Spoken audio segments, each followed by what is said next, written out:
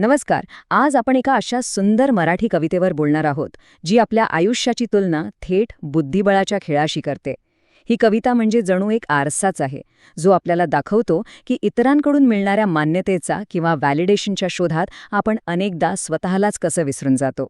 चला, तर या विश्लेषणाची सुरुवातच एका थेट आणि तितक्याच महत्त्वाच्या प्रश्नाने करूया, जो ही कविता मान्यतेच्या पटावर आपल्या प्रत्येकाला विचारते. आपण आपल्या आयुष्यात सतत इतरांकडून मिळणाऱ्या मान्यतेच्या मागे तर धावत नाही ना? हा एकच प्रश्न या कवितेच्या अगदी केंद्रस्थानी आहे. तर मग थेट कवितेच्या गाभ्याकडे वळूया. कविता सुरू होताच आपल्यासमोर एक खूपच प्रभावी रूपक उभं करते. ते म्हणजे जीवनाचा पट. हो, बुद्धिबळाचा पट, जिथे आपण सगळेच आपापली भूमिका बजावणारे वेगवेगळे मोहरे आहोत.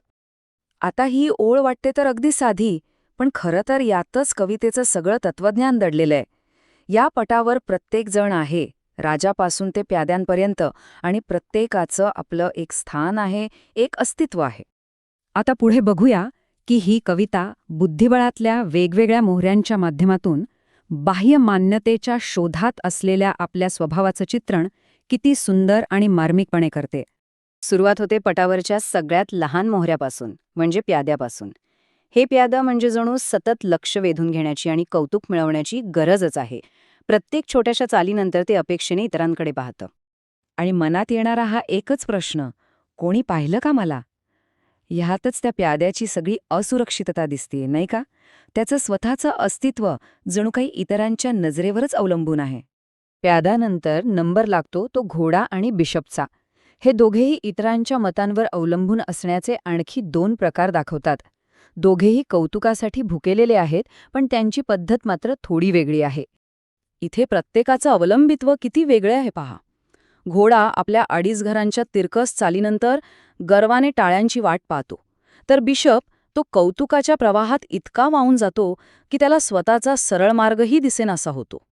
आणि मग येते राणी, पटावरची सर्वात शक्तिशाली मोहरा.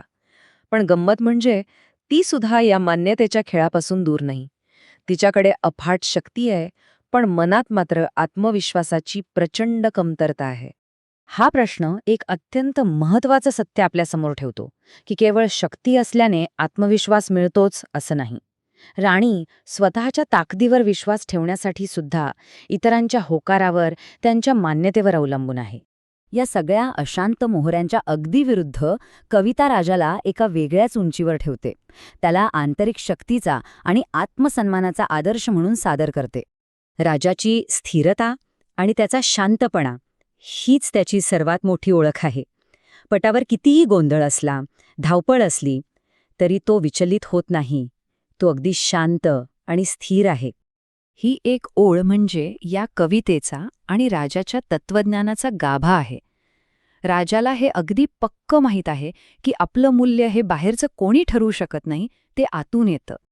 आणि इथे बघा, बाह्य मान्यता शोधणं आणि आंतरिक आत्ममूल्य असणं यातला मूलभूत फरक किती छान स्पष्ट होतो.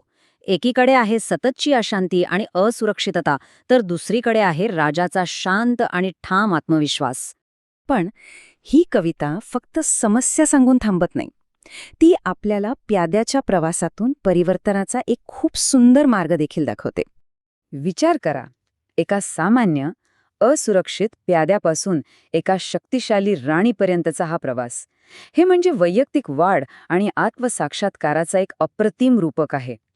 हा प्रवास सोपा नाहीये. तो प्रत्येक पावलावर संघर्षाने भरलेला आहे. तर यातला कळीचा मुद्दा हा आहे की हे परिवर्तन आतून येतं, बाह्य मान्यतेतून नाही. जेव्हा ते प्यादं संघर्ष करून पटाच्या शेवटच्या टोकापर्यंत पोहोचतं आणि राणी बनतं, तेव्हा त्याला कोणाच्या टाळ्यांची किंवा कौतुकाची गरज नसते. ते स्वतःच्या सामर्थ्यावर, स्वतःच्या हिमतीवर तिथे पोहोचलेलं असतं. तर मग या सगळ्याचा अर्थ काय? ही कविता आपल्याला विजयाच्या खऱ्या अर्थाकडे कशी घेऊन जाते? चला पाहूया. कविता इथे जिंकण्याची व्याख्याच बदलते. विजय म्हणजे इतरांना हरवणं नाही, तर स्वतःशी प्रामाणिक राहणं आहे. खरा विजय तेव्हाच होतो जेव्हा आपण कोणाच्याही दबावाखाली न येता स्वतःच्या अटींवर स्वतःसाठी खेळतो. आणि हाच तो अंतिम आणि सगळ्यात गहन धडा आहे, जो ही कविता आपल्याला देऊन जाते. बुद्धिबळाच्या खेळातला आणि आयुष्यातला खरा विजय म्हणजे दुसरं तिसरं काही नसून फक्त आणि फक्त स्वतःला ओळखणं. आणि म्हणूनच हे विश्लेषण एका महत्त्वाच्या प्रश्नावर संपतं, जो आपण सगळ्यांनी स्वतःला विचारला पाहिजे. आपल्या जीवनाच्या पटावर आपण नक्की कोणता खेळ खेळतो आहोत? आपण प्रेक्षकांसाठी खेळतोय की स्वतःसाठी?